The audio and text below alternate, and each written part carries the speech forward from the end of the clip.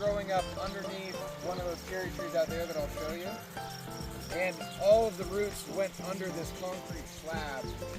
And so I thought for sure this one wouldn't make it. That one was the same way. That's an alder, I think. But this one managed to make it through because like hacked its roots away almost completely. And then we got kind of the two main rows here. Got all sorts of things. This is a currant, strawberry, more turnips, radishes. There's some dill coming in. Apricot trees here. Wild onion. That's most of what's in here, just repeated, just all along here. And then back here we've got, I just put these in recently. These are honeyberries or hascat berries. You need two kinds in order for them to pollinate.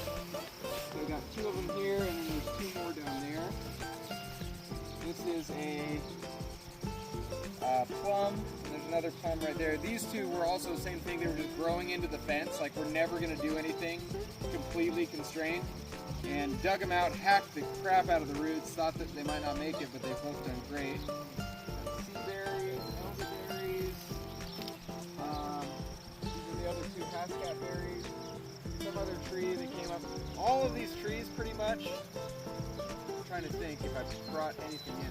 Yeah, I'm pretty sure all of these trees were just transplanted from one place or another. Either from out there, other people that had them that didn't want them, like my aunt had me come dig up this giant pile of apricots that just a handful of pits that just stuck in the ground. And they all grew up like this and all the roots were intertangled. And I just dug them all out and they all survived. So all of these ones out there were all transplanted.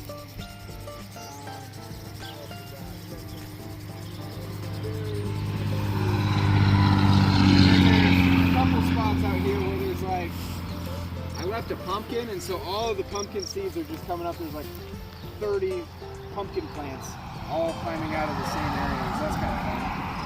And then down at the end we got some potatoes. That's pretty much it in here.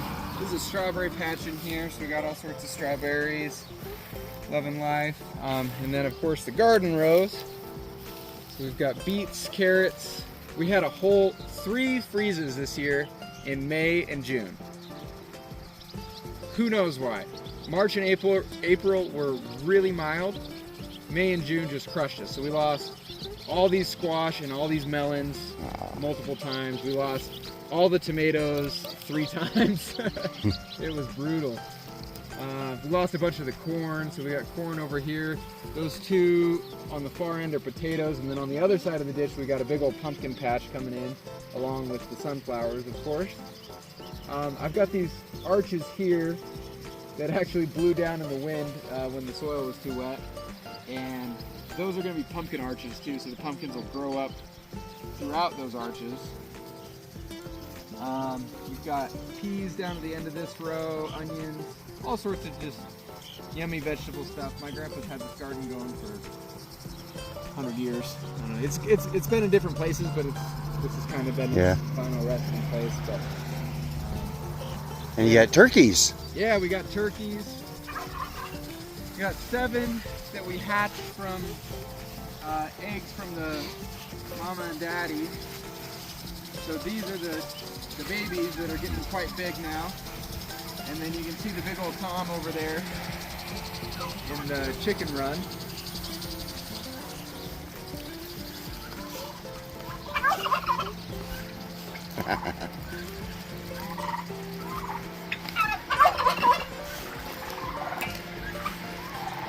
Got our little silkies here. Did you see the little silky chicks out front? Yeah. So this is the mama and daddy here.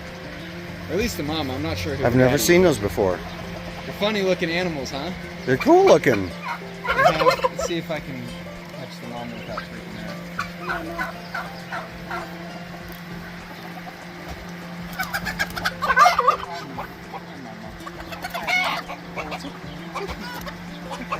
So if you look, their skin is black.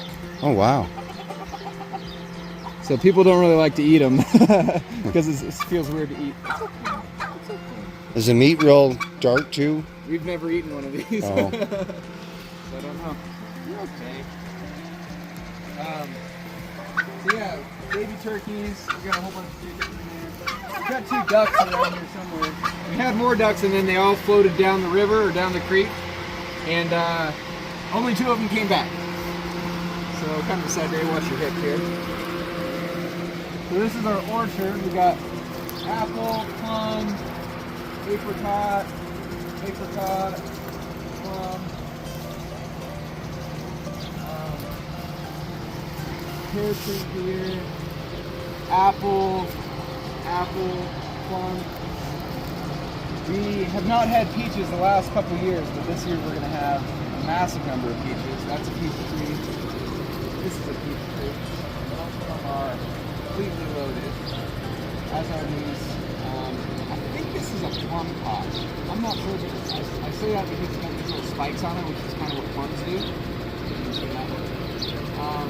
So some kind of apricot mix, I'm not sure exactly. And this is the raspberry patch. So I dug all those raspberries over there out from right here or here, but they just keep coming up, you know? I'm just like, they're never gonna leave, but that's kind of okay. We just let them grow back in. Everybody likes raspberries, right? Oh yeah, everybody loves. And you got some honeybees coming in here. Lots of honeybees. Look at them all. Bees, pollinating bees, which is great. Yeah. We've been looking for the first ripe one. Hasn't shown up yet, but we got some berries, a lot of berries forming. This is another apricot tree that's loaded down.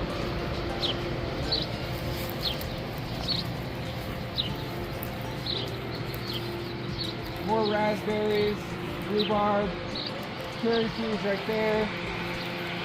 This is the greenhouse. Oh, Grandpa's got his stakes going.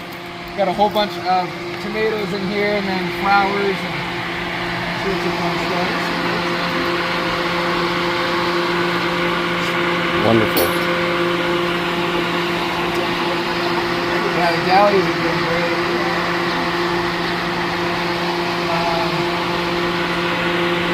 I pruned all these trees this winter. I had a big cutting experiment trying to get them to root. This is all we had left. I had this entire thing full of hardwood cuttings, and I still have a little bit of hope for a few of these, but it didn't go so well. These might make it. I think this one, this is a pear that I believe actually does have roots on it, so it's like we got a couple out of it. But mostly a failure. And then we've got some raised beds around the corner here. More apricot trees. This is a peachcot tree. So this one's got quite a bit of fruit out here too. And then the raised beds, we've got all sorts of things, flowers and strawberries. Again, the 3 freezes kind of wiped the flowers out a couple times, so that was kind of rough, but there's enough stuff to make it. This tree just kind of came up volunteers, so that's kind of close to the big now. There we go, this here. This little pine tree just showed up in the rocks one day. It was like this little tiny thing. So they took it, put it here, and it's been growing pretty well.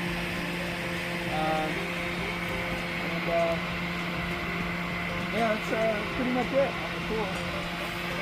Nice. Well, thank you for showing this to me. Yeah. I love the mailbox with your handy storage for tools. Yeah, that's good.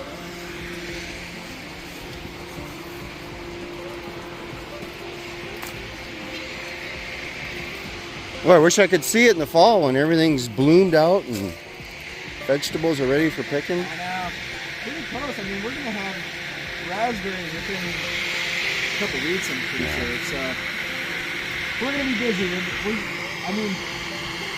We got a lot of apricots off 2 trees last year, and that's the only thing that we got. All the cherries got worms. None of these produced any fruit. Only one of these produced any fruit. So we're going to have like 20 times the fruit we had last year, so we're going to be very busy just with fruit tree production. But it's good. Lots of jam. Lots Yeah. of juice. The raspberries in particular, I mean, we'll probably have so many we just got to freeze them and then we'll just come and, you know. We were talking about jam or something experimenting with a raspberry plum pie. Ooh, that would be good. You know, strawberry rhubarb is pretty good. Uh-huh. Raspberry plum or rhubarb plum. I think that might be a winner. That would be really good. We were talking about like how to figure out, because we got all these different kinds of fruit or whatever, and a lot of times you're making jam, you just like take whatever you have and just chuck it together, you know. So we're like trying to figure out what are the good combinations. Yeah. But a lot of times it's like it's contingent on how much of what you have. So apricot is probably going to be in every single jam that we make this year, just because we have so much of it. But yeah, I think it's going to be a good year. We've got a lot of stuff. What's the cat's name? Cat? Kitty? Cat. I don't know. I think my aunt calls it Sassy, but I don't know anybody else that calls it Sassy. It is a barn cat though, so if it gets close to you, you're going to get hair all over you. That's right. I'm used to lots of critters. Well, Luke, thank you for the tour. Yeah, thanks. All right. Going on the tour.